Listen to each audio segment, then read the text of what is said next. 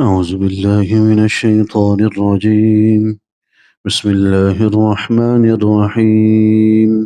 قالت الأعراب آمنا قل لم تؤمنوا ولكن قولوا أسلمنا ولما يدخل الإيمان في قلوبكم وإن تطيعوا الله ورسوله لا يلدكم من أعمالكم شيئا إن الله غفور رحيم.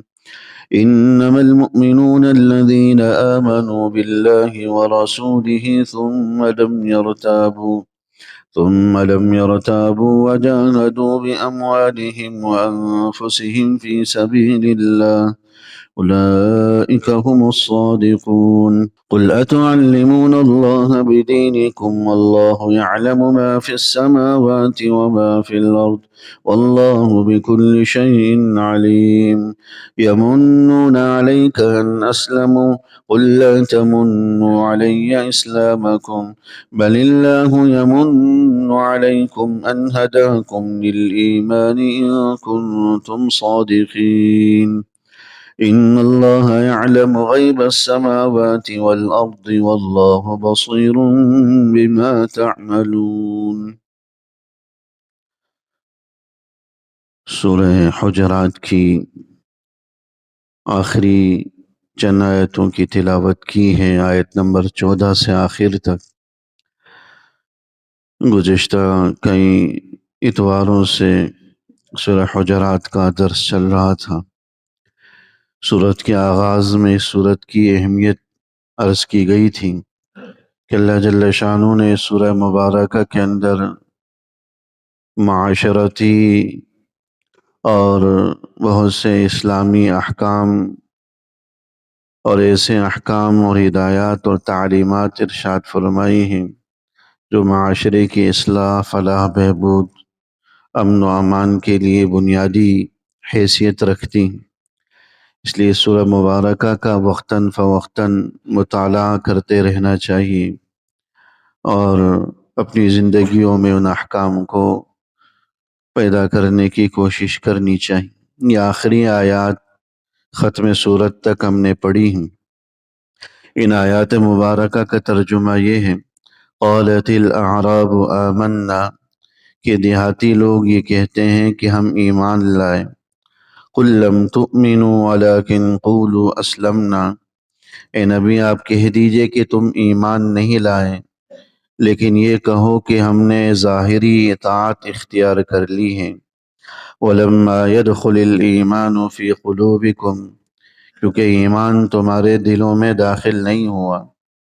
وَإِن تُطِيعُوا اللَّهَ وَرَسُولَهُ لَا يَلِدْكُم مِّنْ أَعْمَالِكُمْ شَيْئًا، اور اگر تم اللہ اور اس کے رسول کی اطاعت کرو گے تو اللہ تمہارے اعمال میں کچھ بھی کمی نہیں کرے گا، پورا پورا تمہیں اجر دے گا۔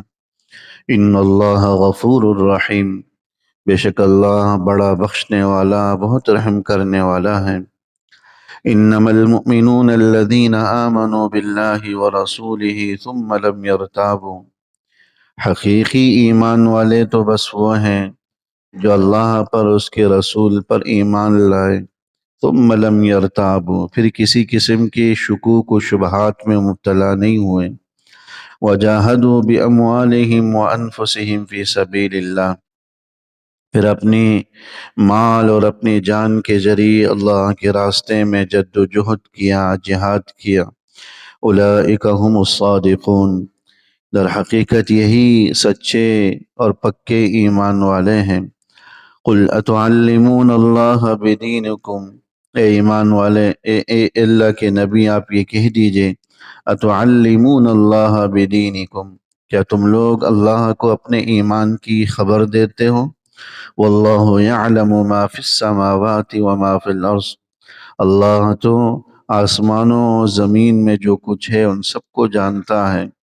واللہ بکل شیء علیم، اور اللہ ہر چیز سے باخبر ہے، ہر چیز کا علم رکھتا ہے۔ یمنون علیک ان اسلموا، یہ دیہاتی لوگ آپ پر احسان جتلاتے ہیں کہ ہم اسلام لائے، ہم نے ظاہری اطاعت اختیار کی۔ قل لا تمنوا علی اسلامکم، اے نبی آپ کہہ دیجئے کہ اپنے اسلام لا کر مجھ پر احسان مت جتلاؤ، بل اللہ یمن علیکم ان ہداکم للایمان، حقیقت تو یہ ہے کہ اللہ نے تم پر احسان کیا کہ تمہیں ایمان کی ہدایت دی، ان کنتم صادقین، اگر تم اپنے ایمان میں سچے ہو، ان اللہ یعلم غیب السماوات والارض، بے شک اللہ آسمان و زمین کی مخفی چیزوں کو جانتا ہے، واللہ بصیر بما تعملون، اور جو کچھ عمل تم کرتے ہو اس سے بخوبی واقف۔ یہ ان آیات مبارکہ کا ترجمہ تھا جو آپ کے سامنے عرض کیا گیا۔ یہ آیات ایک خاص واقعے کے پس منظر میں نازل ہوئی ہیں۔ اعراب دیہاتی لوگوں کو کہا جاتا تھا جو ارد گرد کے گاؤں اور بستیوں میں آباد تھے، مکے اور مدینے کے اطراف میں۔ ان کو بدو بھی کہا جاتا ہے، اور آج بھی بدو اور اعراب کے نام سے ہی جانے جاتے ہیں۔ ایسے ہی ایک دیہاتی قبیلہ جو بنو اسد کہلاتا تھا، یہ حضرات حضور علیہ السلام کی اور ایمان والوں کی صدقات اور خیرات کی خبریں سن کر، اور حضور علیہ السلام کی جود و سخا کے واقعات سن کر اپنے ایمان اور اسلام کو حضور کے سامنے پیش کیا، اور مالی فوائد کے مطالبے کرنے لگے کہ ہم تو ایمان لائے، اسلام لائے، ہمیں آپ یہ مال عطا کر دیجئے، یہ فائدے دے دیجئے، ہمارے ساتھ مدد معاونت کیجئے۔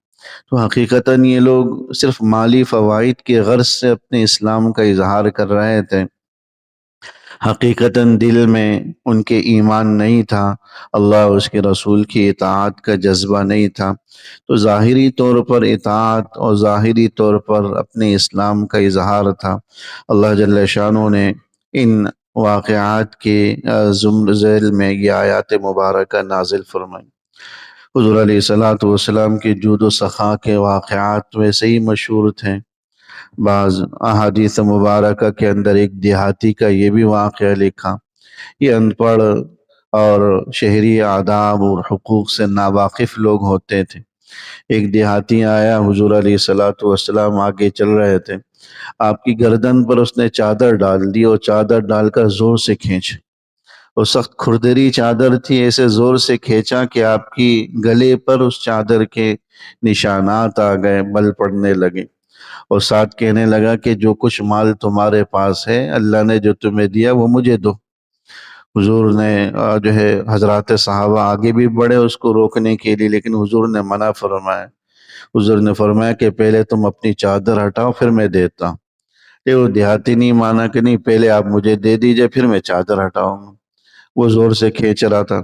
حضور علیہ السلام نے بکریوں کا ایک پورا ریوڑ اس کو عطا فرمایا، وہ لے کر چلا اور اپنے قبیلے میں اعلان کرنے لگا کہ لوگوں مسلمان ہو جاؤ، یہ شخص تو بڑا نوازنے والا ہے، بہت عطا کرنے والا۔ تو حضور کے جود و سخا کے واقعات جو ہے نا پھیلے ہوئے تھے، اسی غرض سے مال اینٹھنے اور مالی فوائد حاصل کرنے کے غرض سے یہ قبیلے کے لوگ مسلمان ہوئے، اور مدینے کے راستوں کو انہوں نے غلاظتوں اور گندگیوں سے بھر دیا، کیونکہ نیت میں کھوٹ تھا، خلوص نہیں تھا، اور مالی فوائد کے طلبگار ہوئے، ساتھ ساتھ احسان جتلانے لگے کہ ہم تو بغیر جنگ و جدال کے، بغیر لڑائی کے ہم مسلمان ہو گئے ہیں، ہمارا بڑا حق ہے، اب ہمیں یہ مالی فائدے عطا کیجیے۔ تو چونکہ دل میں ایمان نہیں تھا، زبان سے خالی ایمان کا اقرار، کلمہ پڑھ لینا، یہ ایمان نہیں ہے۔ اللہ جل شانہ نے ان آیات مبارکہ کے اندر ان کا پول کھولا۔ قالت الاعراب آمنا، کہ یہ اعراب یعنی دیہاتی لوگ یہ کہتے ہیں کہ ہم ایمان لائے۔ قل لم تؤمنوا ولكن قولوا اسلمنا، آپ کہہ دیجئے کہ تم ایمان نہیں لائے، کیونکہ ایمان تو دل سے تصدیق کرنے کا نام ہے، ایمان تو دل سے ماننے کا نام ہے، دل میں اللہ اس کے رسول کی اطاعت ہو، کوئی مالی فائدے کا حصول مقصود نہ ہو، دنیا مقصود نہ ہو۔ صحیح بخاری کی پہلی حدیث شاید ہم میں سے اکثر نے سنا ہوگا، انما الاعمال بالنیات وانما لامرئ ما نوی، جو آدمی جو نیت کرتا ہے اس کو وہی ملتا ہے. فمن كانت ہجرته الى اللہ ورسولہ فہجرته الى اللہ ورسولہ. جو اللہ اس کے رسول کے لیے ہجرت کرے تو اس کی ہجرت تو اللہ اور اس کے رسول کے لیے. لیکن جو دنیا کے لیے یا کسی عورت سے نکاح کے لیے ہجرت کرے تو اس کو پہ صرف دنیا ہی حاصل ہوتی، آخرت میں اس کا کوئی حصہ نہیں. تو اللہ جل شانہ نے ان کے اس کھوکھلے اور زبانی ایمان کا پول کھولا کہ قل لم تؤمنوا، کہ آپ کہہ دیجئے نبی کہ تم ایمان نہیں لائے. ہاں یہ کہو کہ ہم نے ظاہری اطاعت اختیار کی ہے، اسلمنا، ہم اسلام لائے. اسلام یہ لغوی اعتبار سے، لفظی اعتبار سے ظاہری اطاعت کو، یہ صرف زبان سے اقرار ایمان کو کہا جاتا ہے.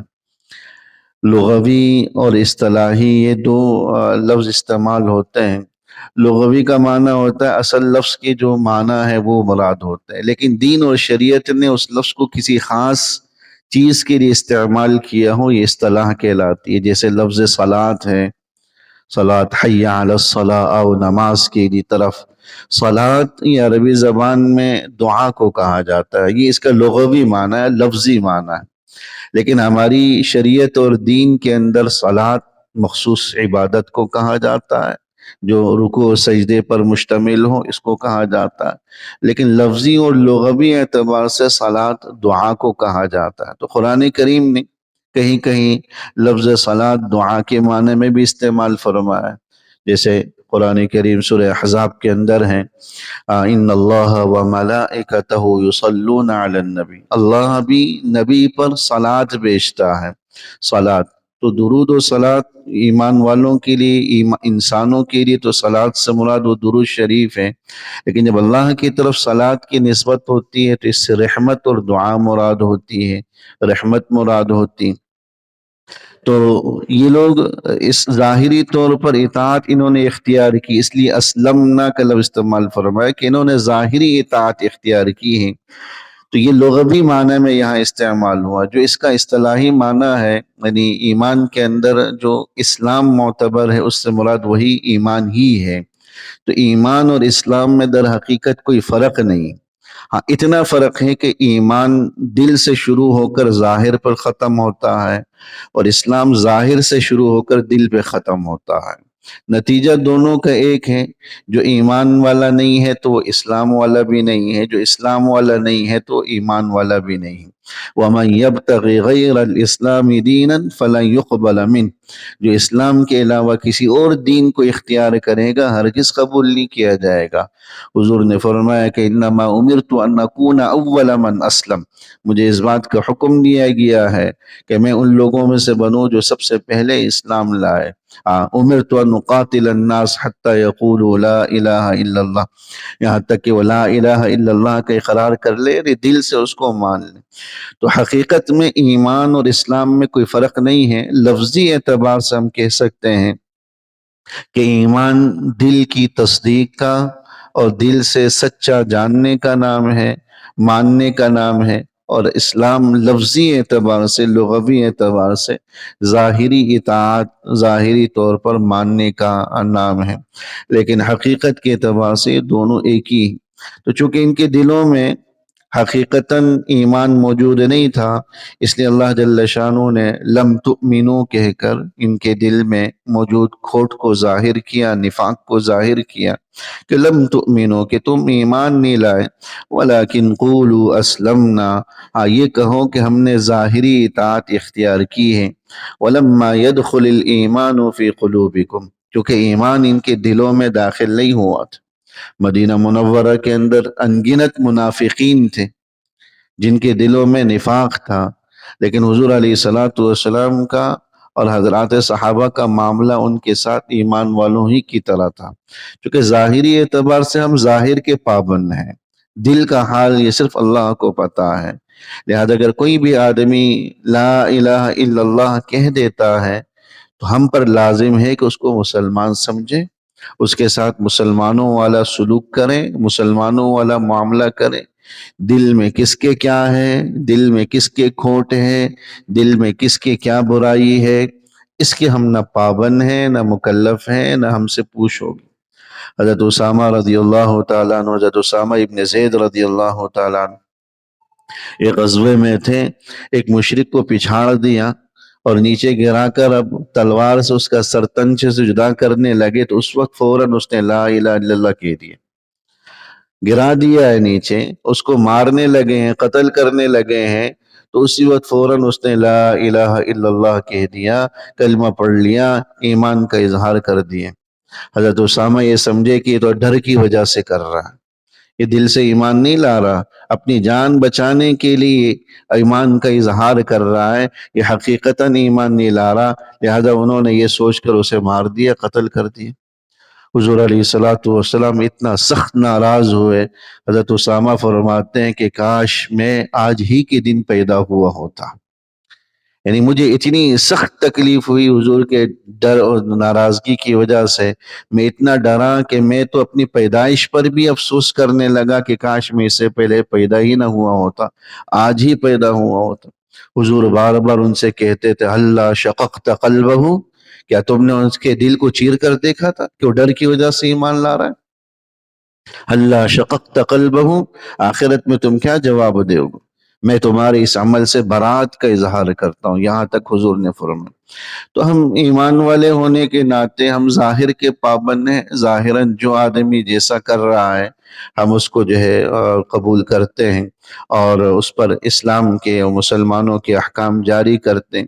ہاں دلوں کا حال اللہ کو معلوم ہے، تو اللہ جل شانہ نے چونکہ ان لوگوں کے حوالے سے یہ خبر اور یہ اطلاع قرآن کریم کے ذریعے وحی کے ذریعے دی، لہٰذا ہمیں جو بھی اسلام کا اظہار کریں، اب چونکہ وحی کا سلسلہ نہیں ہے تو ہم تو اسی کے پابند ہیں، جو ظاہراً ایمان کا اظہار کرے گا اور ظاہراً نیک اور پارسا دکھے گا، ہم اس کو نیک اور پارسا سمجھیں، بقیہ احتیاط اپنے طور پر کریں۔ بہت سے لوگ سوال کرنے والے اپنے ظاہر حال کو بتاتے ہیں، اپنی ضرورت اور احتیاج کو بتاتے ہیں، مانگنے والے سوال کر جاتے ہیں۔ بہت سے لوگ سمجھتے ہیں کہ بھئی یہ تو ان کا کاروبار بن گیا ہے، پروفیشن بن گیا ہے مانگنے والوں کا، یہ لوگ اپنے کاروبار کو چمکانے کے لیے یا اپنے مال کو بڑھانے کے لیے مانگ رہے ہوتے ہیں، حقیقتاً یہ محتاج نہیں۔ تو یہاں پر بھی میں یہی بات عرض کرتا ہوں کہ بھئی وہ اللہ کے نام پر مانگ رہا ہے، ہم تو ظاہر کے مکلف ہیں، دل میں اس کے کیا کھوٹ ہے، کیا خرابی ہے، دھوکہ دے رہا ہے، فراڈ کر رہا ہے، اس کے ہم مکلف اور پابند نہیں۔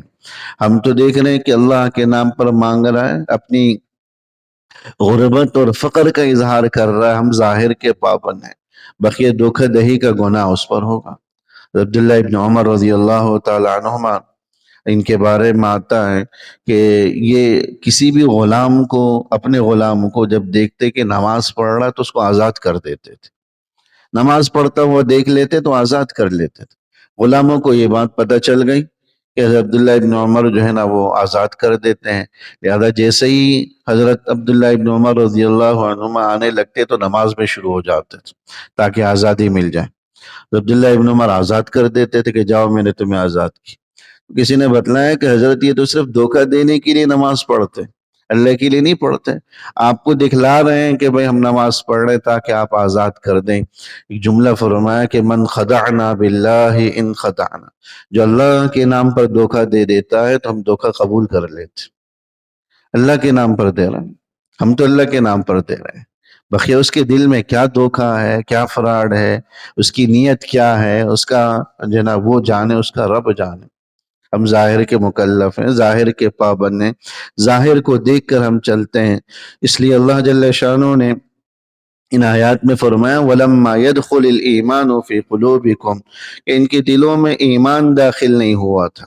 اس سے ایک بات جو سبق ہمیں دینا چاہ رہے ہیں اللہ جل شانہ کہ ایمان خالص اللہ کی رضا کے لیے ہو، خالص اللہ کی رضا کے لیے ہو، مالی فوائد کے حصول کے لیے نہ ہو، اور ایمان کے راہ میں کچھ مشقتیں آئیں، تکلیفیں آئیں تو اس کو اللہ کی خاطر برداشت کیا جائے، یہ کھرے کھوٹے ہونے کی پہچان ہوتی کہ مشقتوں آ رہی ہیں، مشقتیں اور تکلیفیں آ رہی ہیں، وہ اسلام کو مورد الزام نہیں ٹھہراتا بلکہ اللہ کی خاطر ان مشقتوں اور تکلیفوں کو سہتا ہے۔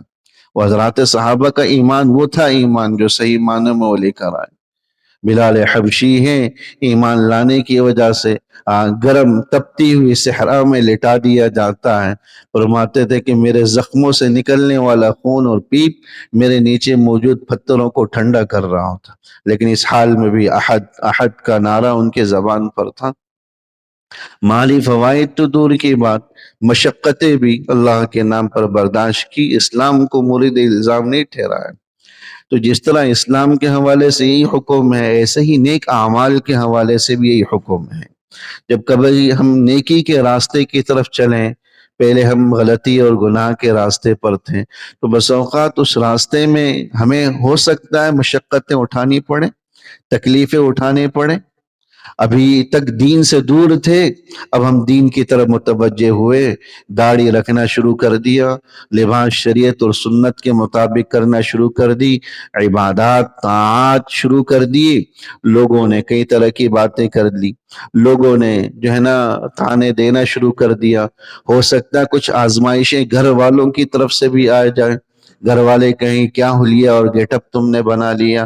ہو سکتا ہے کہ کاروبار اور ملازمت سے ہاتھ دھونا پڑ جائے، لیکن اس وقت پتہ چلے گا کہ کون اپنے ان نیک اعمال کے اندر مخلص تھا، اپنے ان اعمال کو، طاعات کو یا اللہ کی طرف آنے کو مورد الزام نہ ٹھہرائے، بلکہ اللہ کے لیے خندہ پیشانی کے ساتھ ان چیزوں کو برداشت کرے۔ یہ آدمی کے کھرے اور کھوٹے ہونے کا پتہ چلتا ہے اس۔ وَلَقَدْ فَتَنَّ الَّذِينَ مِن قَبْلِهِمْ فَلَيَعْلَمَنَّ اللَّهُ الَّذِينَ آمَنُوا وَلَيَعْلَمَنَّ الْمُنَافِقِينَ۔ ہم نے اس سے پہلے کے ایمان والوں کو بھی فتنے میں ڈالا۔ اللہ فرماتا ہے فتنہ کس کو کہتے ہیں؟ فتنہ یہ لفظ عام ہے، اردو میں بھی استعمال ہوتا ہے۔ فتنہ عربی زبان میں کہتے ہیں لوہے کو جو ہے نا آگ پر تپا دینا، گرم کر کے اس کو پگھلا دینا، اس سے اس کے کھرے اور کھوٹے ہونے کی پہچان ہوتی ہے کہ کتنا خالص ہے کتنا کھوٹا ہے۔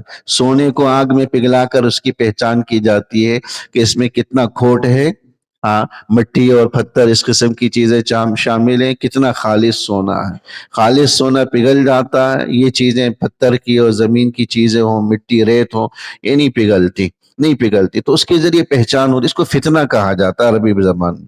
تو گویا کہ خالص ایمان والا، کھرا ایمان والا اور کھوٹا ایمان والا جو اپنے ایمان میں کمزور ہے، اس کی پہچان اللہ فرماتا ہم نے پہلے کے لوگوں میں بھی کی، تاکہ پتہ چل جائے وَلَيَعْلَمَنَّ اللَّهُ الَّذِينَ آمَنُوا، کون صحیح معنوں میں ایمان لایا، کون منافقین میں ہے جن کے دلوں میں کھوٹ۔ تو نیک اعمال کرتے ہوئے مشقتیں اور تکلیفیں آئیں، اس وقت آدمی کے کھرے اور کھوٹے ہونے کا پتہ چلتا ہے کہ اس عمل میں کون خالص تھا، لوگوں کے دباؤ کو، تکلیفوں کو، ان پریشانیوں اور حادثات کو برداشت کر جاتا ہے، وہ کون دباؤ کا شکار ہو کر جو ہے نا دوبارہ سے پرانی ڈگر پر آ جاتا ہے، پرانے راستے پر آ جاتا ہے۔ آدمی کے کھرے اور کھوٹے ہونے کی پہچان اس سے ہوتی۔ اشد البلاء الانبیاء ثم الامثل فالامثل، حضور نے فرمایا سب سے زیادہ مشقتیں تو انبیاء پر آئیں، پھر جو نبی کے راستے کے جتنے قریب ہوگا اس پر اتنی ہی مشقتیں آئیں۔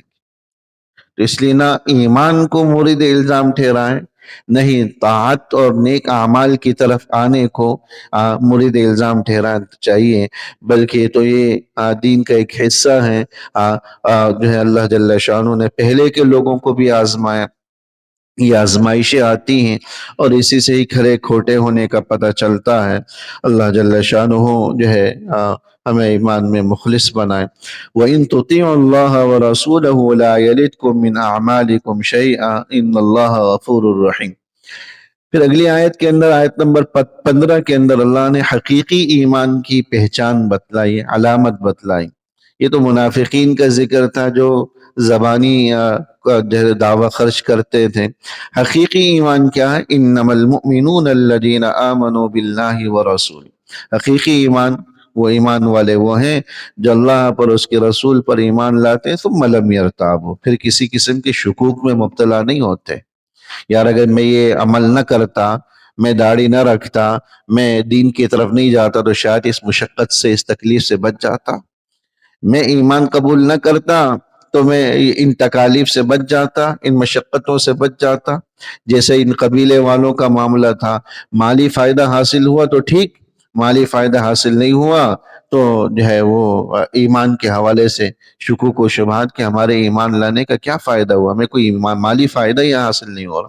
تو مالی فوائد کے لیے ایمان اگر قبول کر رہے ہیں تو یہ ایمان تو معتبر بھی نہیں، اور دنیاوی جو ہے راحتوں کے لیے اگر آدمی راہ نیکی کے راستے پر چل رہا ہے تو یہ بھی جو ہے نا غیر معتبر ہے۔ وَجَاهَدُوا بِأَمْوَالِهِمْ وَأَنفُسِهِمْ فِي سَبِيلِ اللَّهِ، پھر اپنے جان کے ذریعے، مال کے ذریعے جد و جہد کرتے ہیں، جہاد کرتے ہیں، کوشش کرنا، سعی کرنا، مال بھی اپنا لگاتے ہیں، جان بھی اپنی لگاتے ہیں، اور جو ہے اللہ کے راستے میں جو ہے نا چلتے ہیں، نکلتے ہیں۔ فرمایا اولئک هم الصادقون، یہی لوگ سچے ہیں۔ قل اتعلمون اللہ بدینکم، کہ تم اللہ کو بتلاتے ہو کہ ہم ایمان لائیں، اللہ تو تمہارے دلوں کے حال کو بھی جانتا ہے۔ واللہ یعلم ما فی السماوات وما فی الارض واللہ بکل شیء علیم۔ یمنون علیک ان اسلموا، انہی دیہاتیوں کا طرز عمل بتلایا کہ یہ لوگ آپ پر احسان جتلاتے ہیں کہ ان اسلموا، کہ ہم اسلام لائیں۔ آپ کہہ دیجئے کہ اپنے اسلام کا احسان مجھ پر مت جتلاؤ، یہ تو اللہ نے تم پر احسان کیا، یہ تو اللہ نے احسان کیا۔ ان ہداکم للایمان، کہ تمہیں اس نیک عمل کی توفیق دی، اس ایمان کی ہدایت تمہیں دی، اللہ کا یہ احسان ہے اگر تم ایمان پر سچے ہوتے۔ یعنی اگر بالفرض تم تو دکھاوے کے طور پر ایمان لائے، اگر صحیح معنوں میں بھی اسلام لاتے تو اللہ اور اس کے رسول پر کوئی احسان نہیں تھا، یہ تو اپنے اوپر احسان کی۔ بالکل الٹا اللہ نے احسان کی، اللہ نے ہدایت دی۔ اگر اللہ ہدایت نہ دیتے، ہم گمراہوں میں، کافروں میں ہمارا ہوتا، شمار ہوتا، کل قیامت والے دن انہی کے ساتھ ہمارا حشر ہوتا، تو پھر خسرت دنیا والآخرہ، دنیا اور آخرت دونوں تباہ و برباد ہو جاتی دونوں۔ اللہ جل شانہ نے قرآن کریم کی ایک آیت کے اندر ایسے ہی منافقین کا طرز عمل بتلایا ہے۔ وَمِنَ النَّاسِ مَن يَعْبُدُ اللَّهَ عَلَى حَرْفٍ، کچھ لوگ ایسے ہوتے ہیں جو ایمان کے کنارے پر عبادت کر رہے ہوتے ہیں، ایمان کے کنارے، ان کا ایمان بالکل ایمان اور کفر کے کنارے پر ہوتا۔ وَمِنَ النَّاسِ مَن يَعْبُدُ اللَّهَ عَلَى حَرْفٍ فَإِنْ أَصَابَهُ خَيْرٌ اطْمَأَنَّ بِهِ وَإِنْ أَصَابَتْهُ فِتْنَةٌ انقلب عَلَى وَجْهِهِ خَسِرَ الدُّنْيَا وَالْآخِرَةَ، اگر ان کو خیر پہنچتی ہے، فَإِنْ أَصَابَهُ خَيْرٌ اطْمَأَنَّ بِهِ، تو مطمئن ہو جاتے کہ نہیں اسلام نے ہمیں فائدہ پہنچایا۔ وَإِنْ أَصَابَتْهُ فِتْنَةٌ انقلب عَلَى وَجْهِهِ، اور اگر کوئی آزمائش تکلیف آتی تو منہ کے بل، چہرے کے بل واپس پلٹ جاتے ہیں۔ خسرت دنیا والآخرہ، ان کی دنیا بھی برباد ہو جاتی ہے، آخرت بھی برباد ہو جاتی۔ تو وَلِلَّهُ يَمُنُّ عَلَيْكُمْ أَنْ هَدَاكُمْ لِلْإِيمَانِ، اس آیت کو پڑھتے ہوئے ذرا ہمیں غور کرنا چاہیے، اللہ کے کتنے احسانات۔ مسجد میں ہم بیٹھے ہوئے ہیں، نماز کے لیے ہم نکل رہے ہیں، جو دین کے راستوں پر نکلے ہوئے ہیں، وہ اللہ کا احسان اپنے اوپر سمجھیں کہ اللہ نے ہمیں توفیق دی۔ ہزاروں لاکھوں لوگ تھے، ان کو توفیق نہیں ملی، ان میں سے اللہ نے مجھے توفیق دی، اللہ کا مجھ پر کتنا بڑا احسان۔ بعض حضرات نے عربی ایک شعر کے اندر یہ بات بیان کی کہ اگر کوئی بادشاہ کا ملازم ہو تو وہ یہ نہ سمجھے کہ بادشاہ نے مجھے ملازمت پر رکھا ہے، بلکہ یہ سمجھے کہ یہ تو بادشاہ کا احسان ہے کہ اپنا قرب مجھے عطا کی۔ تو اللہ کا احسان ہے کہ اللہ نے اپنا قرب ہمیں نصیب کیا، اپنے گھر پر آنے کی توفیق دی۔ کسی کے ساتھ کوئی مالی مدد معاونت کر رہے ہیں تو اس کا احسان اپنا احسان نہ سمجھیں۔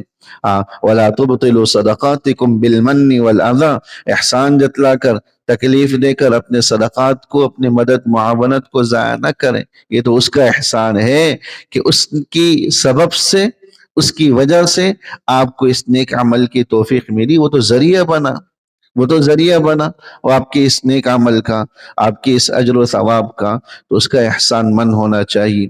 یہی بات اللہ جل شانہ اس آیت میں سمجھا رہے ہیں۔ بل اللہ یمن علیکم ان ہداکم للایمان ان کنتم صادقین ان اللہ یعلم غیب السماوات والارض، اللہ سے کچھ کوئی چھپ نہیں سکتا۔ اس عقیدے کا اظہار ہر وقت پیش نظر ہو، مستحضر ہو، خلوت میں ہو، تنہائی میں ہو، مجمع میں ہو، کہیں بھی ہو، دنیا کے کسی بھی سرے میں، آسمانوں میں، زمین میں، اللہ سے ہماری کوئی حالت چھپی ہوئی نہیں۔ ہمارے دلوں کا حال بھی اللہ پر ظاہر ہے، اللہ سے چھپا ہوا نہیں ہے۔ واللہ بصیر بما تعملون، جو عمل تم کرتے ہو یہ نہ سمجھو کہ بھئی میں تنہائی میں کر رہا ہوں، کوئی دیکھنے والا نہیں ہے، کوئی دیکھنے والا نہیں ہے، اللہ تو ضرور دیکھ رہا ہے۔ یہ ایسا عقیدہ ہے کہ اگر یہ عقیدہ بن لیا جائے تو بڑے جرائم کا سد باب ہو جائے۔ آج آپ دیکھیں نا کہ کتنے جو ہے نا ایجنسیاں، فورسز اور کتنے جو ہے نا جو ہے نا طاقتیں موجود ہیں، جگہ جگہ کیمرے لگے ہوئے ہیں، لیکن جرائم کا سلسلہ تھمنے والا نہیں، تھمتا ہی نہیں۔ اس لیے کہ یہ عقیدہ ہمارا کمزور بنا کہ بھائی کوئی فورس ہو، کوئی پولیس فوج ہو، رینجر ہو، کیمرہ ہو یا نہ ہو، اللہ تو ہر جگہ موجود ہے۔ اگر اس عقیدے کو ہم مضبوط بنا لیں تو ہماری خلوتیں، ہماری تنہائیاں بھی ہماری جلوتوں کی طرح ہو جائے۔ ہماری خلوت اور تنہائی اور جلوت کو اللہ دونوں برابر کر دیں۔ اللہ جل شانہ عمل کرنے کی توفیق نصیب۔ ربنا تقبل منا انك انت السميع العليم وتب علينا انك وصلى الله تعالى على خير خلقه محمد وآله وصحبه اجمعين آمين برحمتك يا